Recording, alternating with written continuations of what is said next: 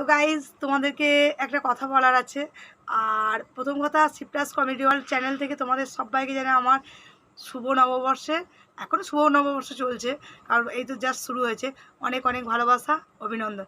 আর বলি, এই যা প্রচণ্ড প্রচণ্ড গরম পড়েছে, এই গরমে তোমরা কি খাবে জানো? সকাল থেকে উঠে চিনি জল খাওয়া শুরু করো, কম চিনি বেশি করে নুন। অবশ্য যাদের প্রেশার আছে নুনের পরিমাণ কমিয়ে দাও।